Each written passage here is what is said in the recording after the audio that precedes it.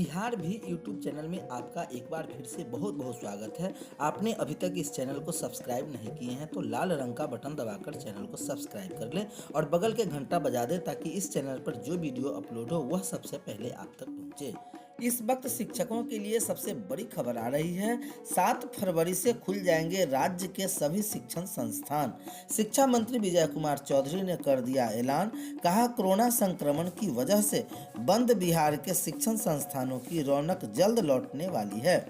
शिक्षा मंत्री विजय कुमार चौधरी ने घोषणा की है, 7 फरवरी से राज्य के सारे शिक्षण संस्थान खोले जा सकते हैं, वह भी पूरा क्षमता के साथ। ऑफलाइन कक्षा की व्यवस्था फिर से बहाल हो जाएगी।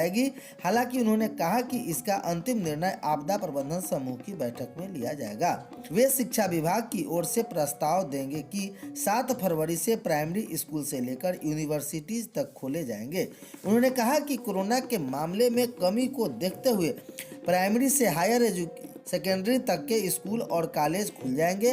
100% उपस्थिति होगी। शिक्षा विभाग यही चाहता है। एक न्यूज चैनल से बात करते हुए मंगलवार को शिक्षा मंत्री विजय कुमार चौधरी ने कोरोना संक्रमण के मामले कम हो रहे ऐसे में शिक्षा विभाग सभी शिक्षण संस्थानों को खोलने को तैयार है। इसका प्रस्ताव CMG की बैठक में रखा जाएगा। आपदा प्रबंधन समूह की बैठक से इस अंतिम फैसला होगा। सब कुछ ठीक रहा तो 7 फरवरी से सभी को खोलने की अनुमति दे दी जाएगी।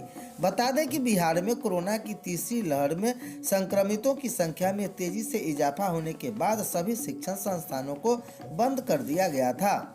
कई तरह की पाबंदियां लगा दी गई थी, लेकिन कोरोना के संक्रमण का आंकड़ा घटते ही प्राइवेट स्कूल एसोसिएशन कोचिंग संस्थानों की ओर से मांग की जा रहने लगी कि शिक्षण संस्थान खोले जाएं।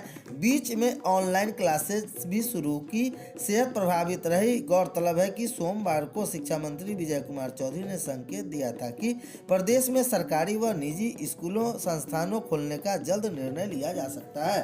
स्वास्थ्य विभाग परामर्श के बाद CMG की बैठक में इस पर निर्णय लेने की बात उन्होंने कही है। श्री चौधरी ने कहा कि शिक्षण संस्थान बंद रहने से बच्चों की पढ़ाई काफी बाधित हो रही है, लेकिन उनकी सुरक्षा के लिए सरकार की प्राथमिकता है। मालूम हो कि कोरोना को लेकर जारी पालन 6 फरवरी तक प्रभावी है। इसके बाद इस पर निर्णय लिया जा सकता है। बिहार में बनेंगे मॉडल आंगनवाड़ी केंद्र, मिला सौगात। केंद्रीय बजट में 2 लाख मॉडल आंगनवाड़ी केंद्र बनाने की घोषणा की गई है। इससे बिहार में भी मॉडल आंगनवाड़ी केंद्र बनाए जाने का मार्ग प्रशस्त होगा। इससे राज्य में कोरोना आंगनवाड़ी केंद्रों के माध्यम से किए जा रहे कार्यों को लाभुकों तक पहुंचाने में काफी मदद मिलेगी। समेकित बाल विकास निर्देशालय ICDS के आधिकारिक सूत्रों के अनुसार राज्य के 1,14,000 आंगनवाड़ी केंद्र में इनमें 1,12,000 आंगनवाड़ी केंद्र वर्तमान में संचालित हैं।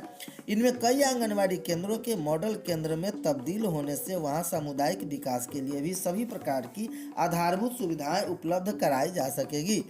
वही आर्थिक विशेषज्ञ व आद्री की सहायक प्राध्यापक वर्णा गांगुली ने कहा कि राज्यों में आंगनवाड़ी केंद्रों के अपग्रेडेशन के बाद प्री स्कूल शिक्षा एवं स्वास्थ्य की क्षेत्र में काफ़ी सहायता मिलेगी। विशेष रूप से गर्भवती, शिशुवर्ती महिलाओं एवं 0 से 6 वर्ष के बच्चों के स्वास्थ्य की नियमित जांच एवं अन्य सेवाओं में भी बढ़ोतरी होगी।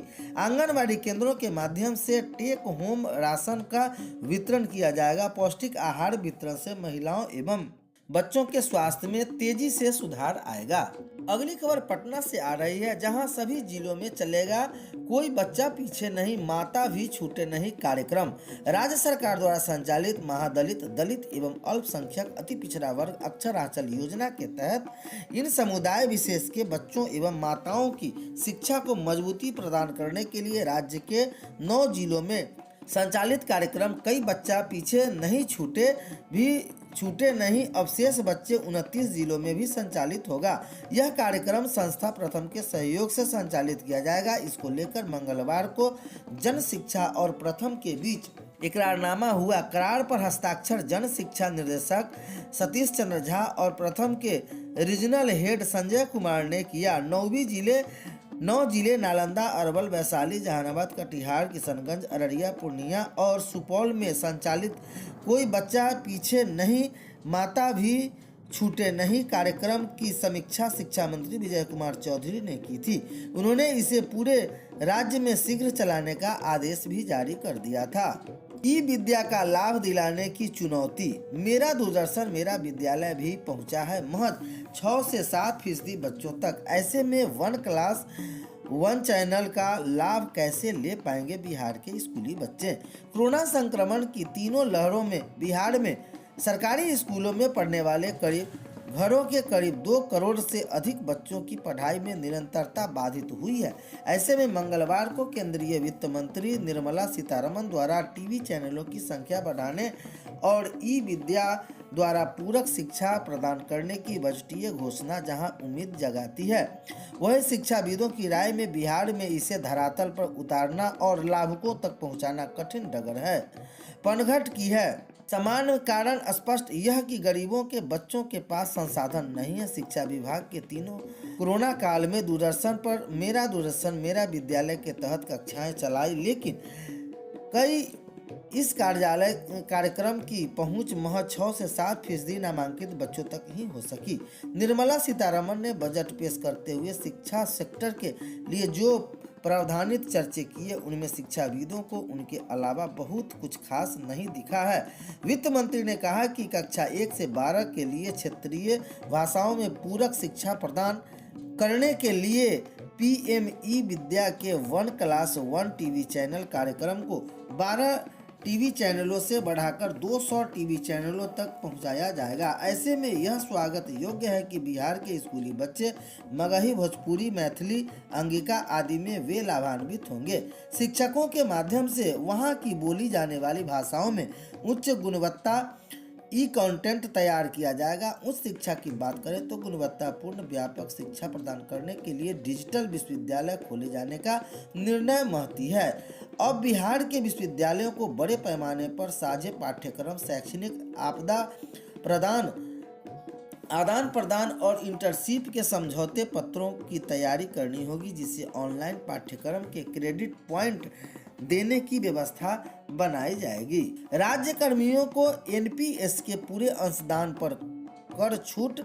बजट पोर्टल के गठन भले ही लगातार तीसरी साल मध्यम वर्ग के लिए नहीं खुली, मगर राज्य सरकार के कर्मचारियों को जरूर राहत की उन्होंने यह सौगात दी। वित्त मंत्री ने केंद्र सरकार के कर्मचारियों की तहत अब राज्य सरकार के कर्मचारियों को भी न्यू पेंशन स्कीम एनपीएस में 14% अंशदान पर टैक्स छूट देने का ऐलान कर दिया है। अब राज्यों की सरकारी कर्मचारी को एनपीएस में राज्य सरकार की ओर से किए जाने वाले 14% के अंशदान पर केंद्रीय कर्मचारियों की तरह टैक्स छूट पर लाभ मिलेगा। सीतारमण ने कही कि वर्तमान में केंद्र सरकार नेशनल पेंशन स्कीम टियर 1 अपने कर्मचारियों के वेतन में 14% योगदान करती है। इस रकम की कर्मचारी की आय गणना करने